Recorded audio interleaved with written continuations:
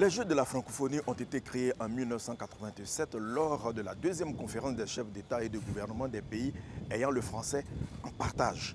Ils regroupent tous les 4 ans 4000 sportifs et artistes en alternance dans un pays du Nord et du Sud. La Côte d'Ivoire abrite les Jeux de juillet 2017 et ce sera à Abidjan. Bonsoir mesdames et messieurs, bonsoir chers jeunes. Les Jeux de la francophonie, c'est votre affaire. Cette émission aussi. Nous sommes ici au Palais de la Culture pour traiter du thème discipline sportive et culturelle.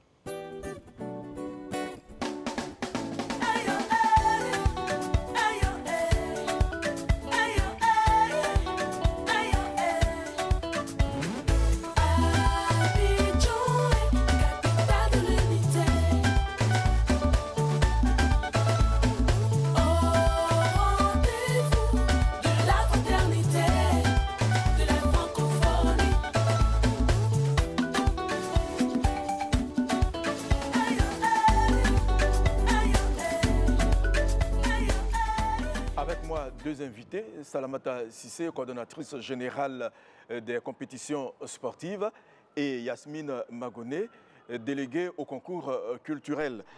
Pendant 10 jours, les compétitions sportives et l'animation culturelle auront lieu sur des sites dédiés. Depuis l'annonce des Jeux à Abidjan, le gouvernement ivoirien s'attelle à relooker les infrastructures existantes. De nouvelles sont aussi en construction. Issa Yo, constat.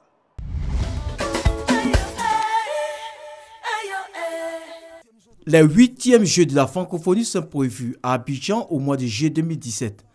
À 7 mois de ce rendez-vous, le ministère chargé de ces Jeux est à pied d'œuvre pour terminer les travaux dans les délais.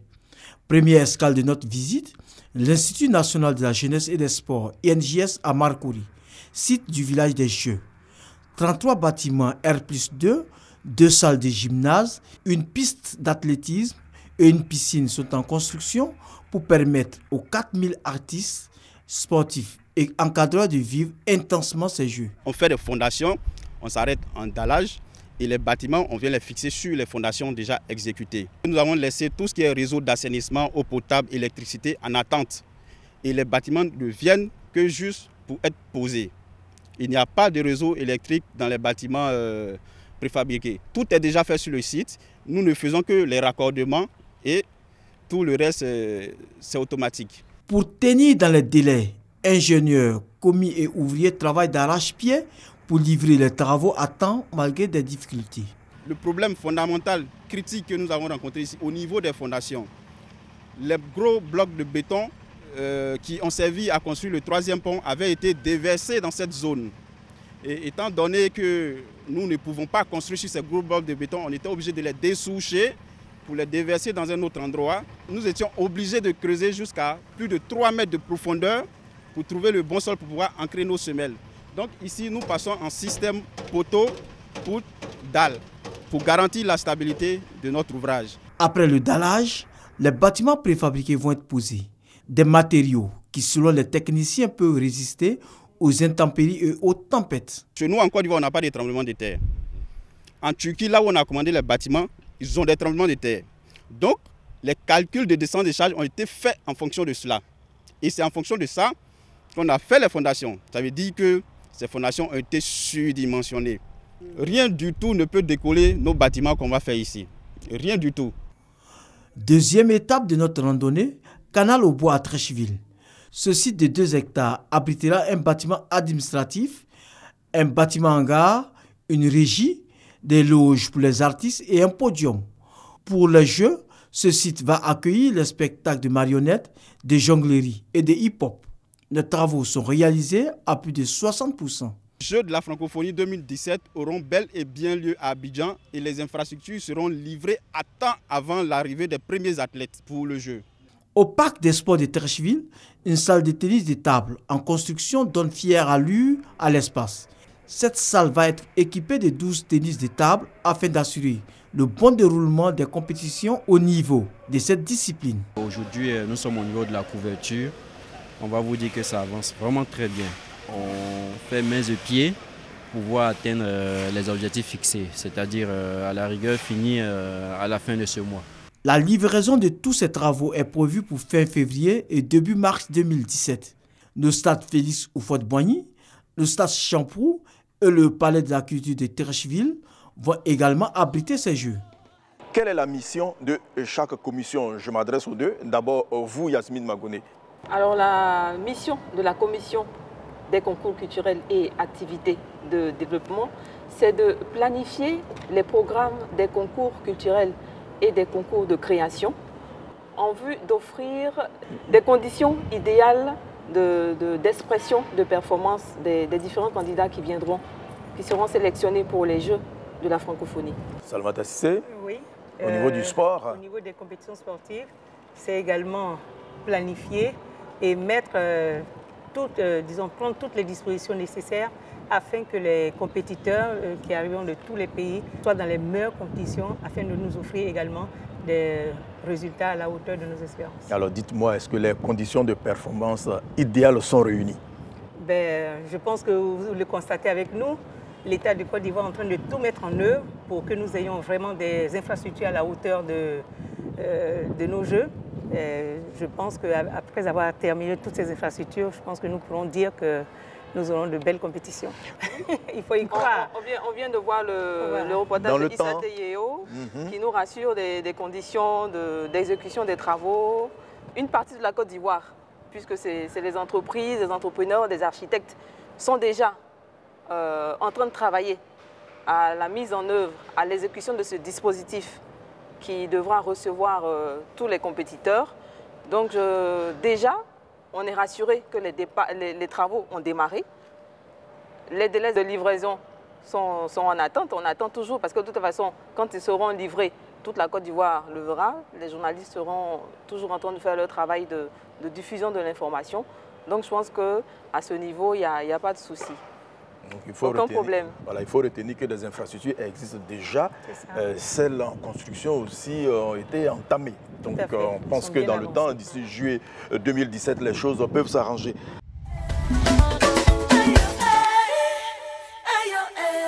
Les Jeux de la francophonie sont avant tout pour la jeunesse. Ils lui offrent la possibilité de rencontres, d'enrichissement, de stimulation collective et d'expression de sa vitalité, mais surtout un meilleur rendez-vous culturel et sportif à travers plusieurs disciplines égrenées ici par Serge Coléa.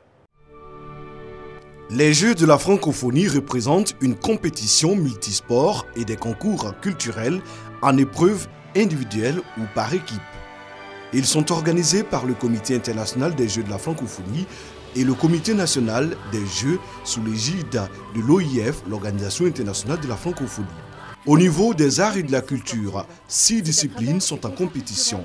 Il s'agit des arts de la rue, avec notamment le hip-hop, les marionnettes géantes, la jonglerie avec ballon, freestyle ball.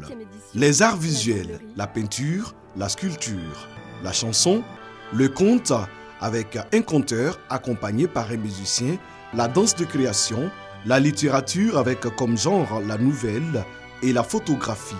Au niveau des compétitions sportives, on peut citer l'athlétisme avec un volet en e-sport, le basketball, le volleyball, la boxe, le cyclisme, le football, le handball, le judo, la lutte avec un volet lutte sénégalaise ainsi que le tennis de table. L'âge des compétiteurs au niveau de toutes les disciplines est compris entre 18 et 35 ans. Pour chaque concours sont attribuées des médailles d'or, d'argent et de bronze ainsi qu'un trophée. Le choix de toutes ces disciplines vise à faire connaître l'originalité des cultures francophones dans toute leur diversité et développer les échanges artistiques entre les pays francophones. Un autre objectif est d'œuvrer à la préparation de la relève sportive francophone en vue de sa participation à d'autres grands événements sportifs. Alors, quelles sont les disciplines culturelles et sportives retenues? On va aller encore avec vous au niveau des disciplines culturelles. Au niveau des disciplines culturelles, on a la chanson, le concours de contes et conteurs, on a la danse de création, on a la littérature, la photographie, la sculpture, installation. On a le hip-hop, on a la jonglerie, on a le concours de marionnettes géantes, on a la peinture.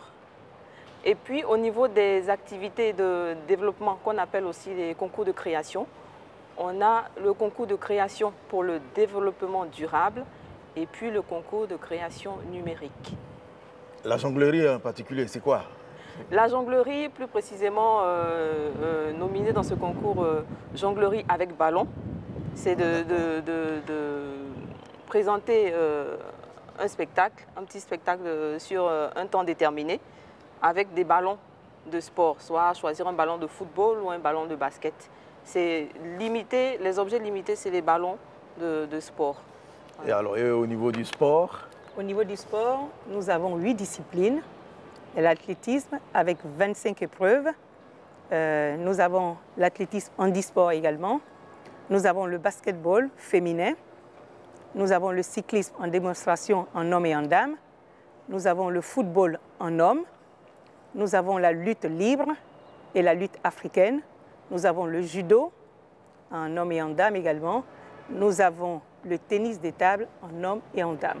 Alors, y a-t-il eu des critères de choix? Parce qu'il y a certains qui estiment que, par exemple, le taekwondo aurait pu figurer sur la liste. Nous avons des champions olympiques. Ben, il faut dire que ce choix ne dépend pas de la Côte d'Ivoire, malheureusement. Sinon, on l'aurait bien inscrit pour glaner le maximum de médailles. Ce choix se fait au niveau du comité international des Jeux. Il y a des disciplines qui existaient déjà, comme la boxe, le handball au départ, mais qui aujourd'hui ne figurent pas. Et vu le temps que nous avons pour ces Jeux-là, qui prennent en compte aussi bien les compétitions sportives que les concours culturels. Je rappelle que c'est 10 jours. Hein. Voilà, c'est 10 jours, vraiment c'est très short pour pouvoir faire, vraiment, disons, pour pouvoir mettre toutes les disciplines. Et donc, comme je le disais, c'est un choix qui est opéré au niveau du comité international des Jeux. Puis bon, certaines disciplines ont aussi leurs spécificités. Par exemple, le basketball est une affaire des dames et le football, les hommes. Bon.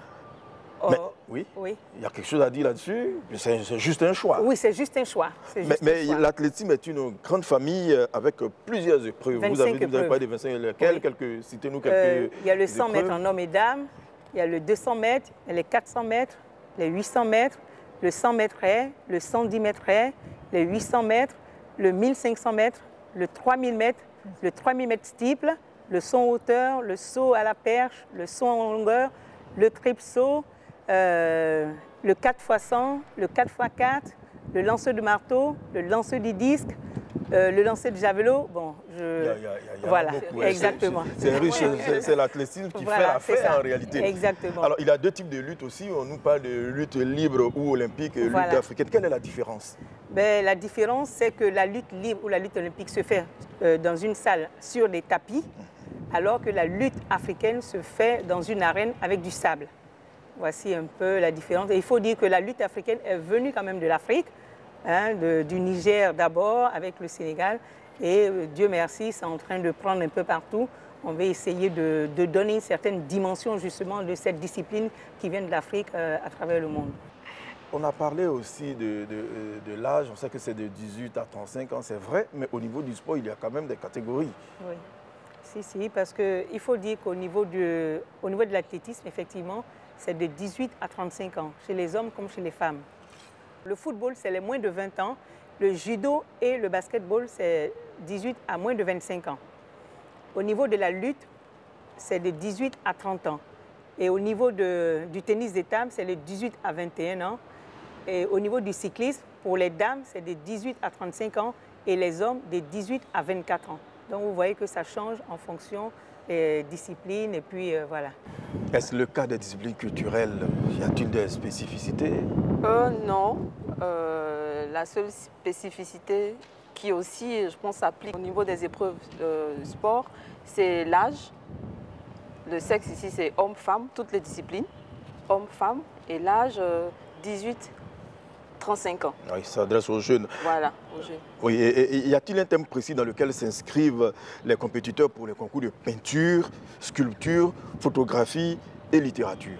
Non, il n'y a pas le thème précis. Là, je pense qu'on a laissé libre cours vraiment à la création artistique. Donc ils s'expriment, ils expriment ce qu'ils ont envie de montrer ou de présenter lors des jeux. Et je pense que c'est surtout ce qui fait la notation, parce que chaque artiste est noté en fonction de son expression, de sa créativité et tout. Donc il n'y a pas de thème précis, il n'y a pas de canevas pour enfermer les artistes. Pour ces derniers précis, où vont-ils compétir? Le lieu? La peinture? Oui, la peinture, la photographie, puisque c'est une exposition en général. Oui. En fait, la peinture et la photographie se feront au niveau à la Bibliothèque nationale, la Bibliothèque nationale de Côte d'Ivoire. Au plateau? Oui, au plateau. Et puis la sculpture, installation se fera au Musée des civilisations de Côte d'Ivoire. Ah oui, c'est deux. Voilà, elles sont sur un peu près, on peut dire, sur le même site. Donc vraiment, il y aura une communion entre les artistes, sculpteurs, peintres, photographes et aussi les écrivains, puisque la littérature aussi se fera à la Bibliothèque nationale de Côte d'Ivoire. La jonglerie et la marionnette géante au canal au bois. Tout à l'heure, vous avez expliqué un peu ce que c'est que était la jonglerie et la marionnette géante. Alors la marionnette géante, c'est la présentation d'un spectacle avec des poupées géantes, on dira, qui ont des tailles humaines minimum. Donc elles peuvent être plus grandes, mais pas plus petites qu'une taille humaine. Voilà. Donc il s'agira de faire de la déambulation. Voilà, à travers toute la cour de l'espace Canal au Bois, parce que c'est des arts qu'on regroupe dans un nom qu'on appelle les arts de la rue. C'est des arts qui vont en communion avec le public, la population. Donc c'est vraiment de faire une prestation de ces marionnettes géantes-là au milieu de public. Alors, et le hip-hop est-il un spectacle face à face? Comme on dit, battle. Oui. Battle. Alors le hip-hop qui concerne la danse, oui, parce que ici, faut pas que les gens confondent, ils pensent que c'est la chanson. Faut expliquer. On se base plus sur la danse. Sur la danse. Voilà. Et pendant la compétition, il y aura une première partie où chaque groupe passera seul sur la scène. Et puis après, il y aura une sélection pour une deuxième partie. Et cette deuxième partie-là, c'est elle qui va constituer le battle entre deux groupes au fur et à mesure de la sélection. Un temps et une tenue imposée? Oui, un temps déterminé, une tenue vestimentaire. Chaque participant assume sa tenue, seulement qu'il ne faudrait pas qu'il y ait sur la tenue des signes d'appartenance politique ou religieuse ou des injures. Voilà, non, pas du tout. C'est des tenues simples. Rien n'est imposé, mais seulement il faut respecter des tenues simples. Alors je m'adresse à vous, à Salmata. C'est quoi le handisport? Parce qu'il semble qu'on a même une championne ici. Oui, le handisport, c'est ce qu'on appelle aujourd'hui les Paralympiques. Ce sont des personnes à mobilité réduite parce qu'il faut donner quand même la parole ou il faut pouvoir faire participer tout le monde. Donc aujourd'hui, il y a le Comité international paralympique.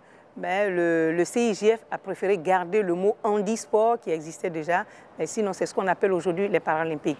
Donc vous avez des malvoyants, vous avez des handicapés moteurs, vous avez des malentendants, voilà. Donc, et ces personnes-là ont un type bien défini. Par exemple, vous allez entendre pendant la compétition les T23 qui correspondent à un handicap bien précis. Vous allez voir les F23 qui ont un handicap bien précis. Donc voilà, c'est comme ça qu'ils sont définis.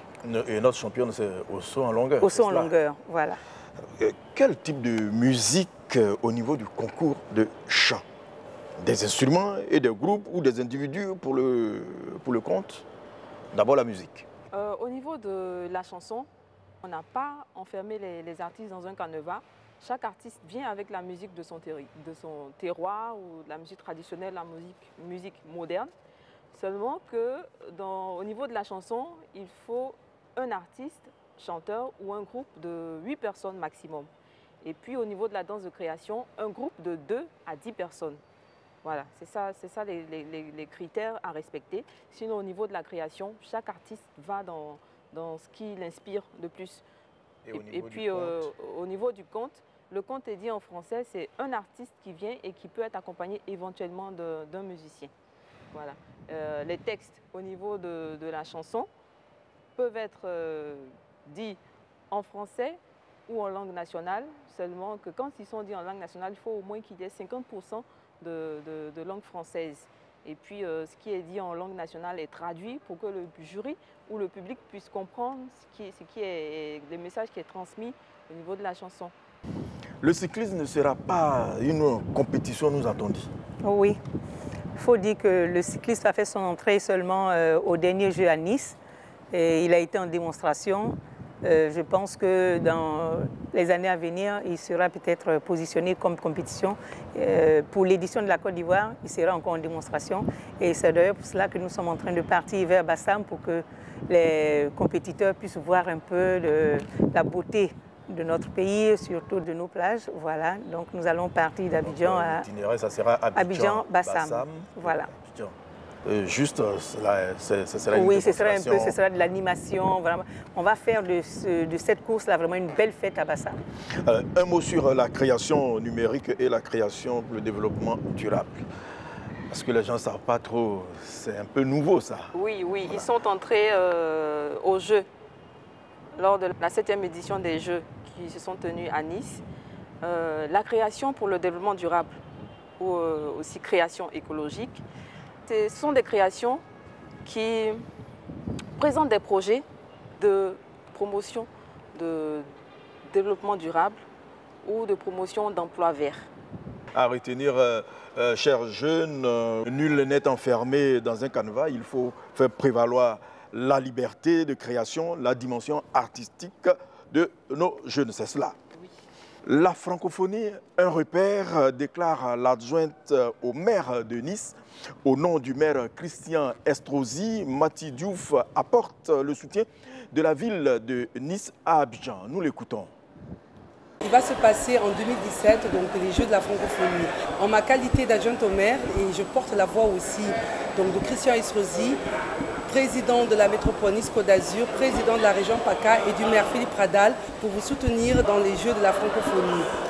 Si j'avais un message ici à faire passer, c'est surtout aux jeunes, en leur disant qu'il faut qu'ils soient mobilisés, il faut qu'ils soient visibles pour ces Jeux, parce que les Jeux véhiculent les valeurs universelles et humanistes qui nous correspondent tous.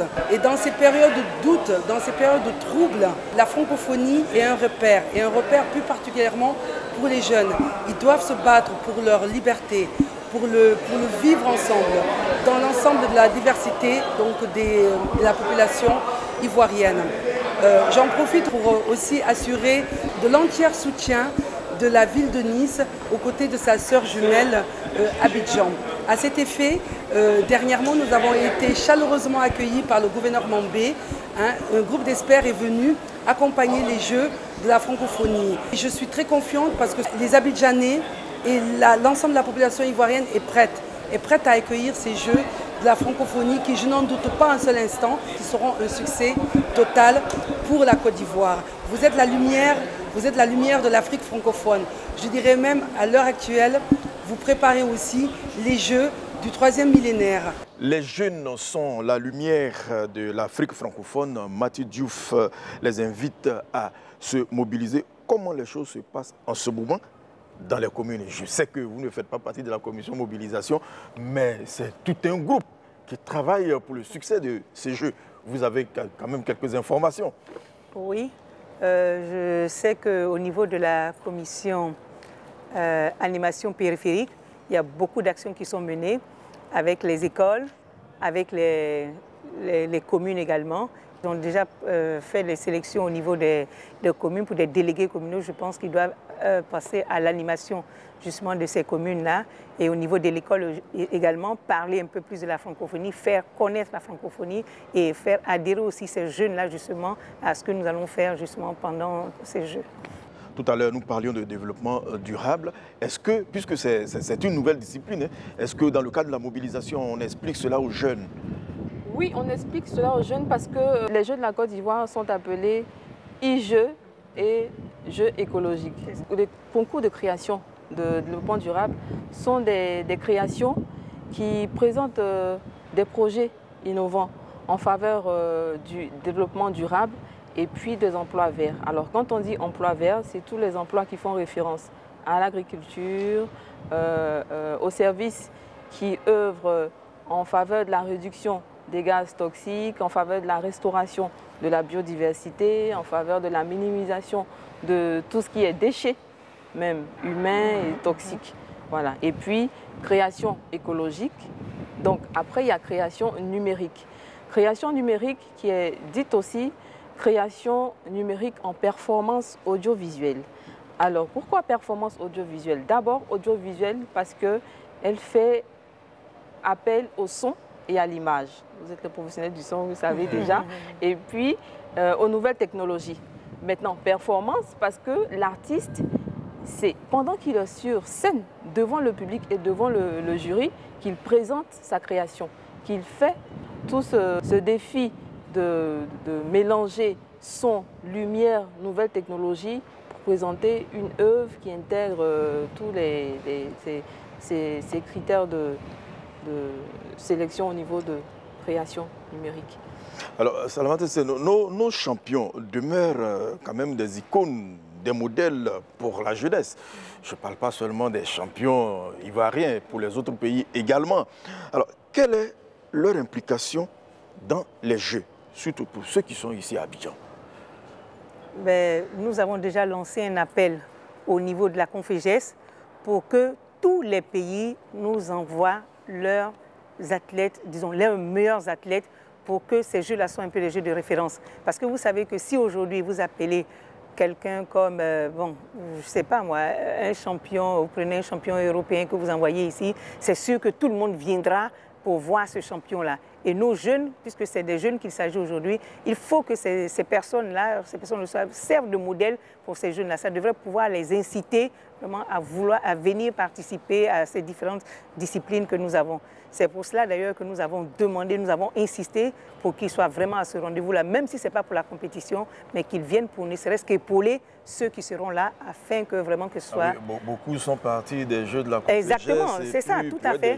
Exactement, c'est ça. C'est des références exactement. Pour la jeunesse. Donc aujourd'hui, on souhaiterait qu'ils soient là également pour pouvoir pousser, booster aussi toute la jeunesse qui est là, parce que je suis sûre qu'en les voyant, ça va mobiliser beaucoup plus de personnes. Nous sommes au terme de cette émission. Quel appel vous allez lancer aux jeunes, surtout pour le concours culturel? Nous appelons les jeunes. C'est vrai que c'est toute la Côte d'Ivoire qui est invitée à accueillir ces Jeux, mais c'est surtout une rencontre de la jeunesse francophone.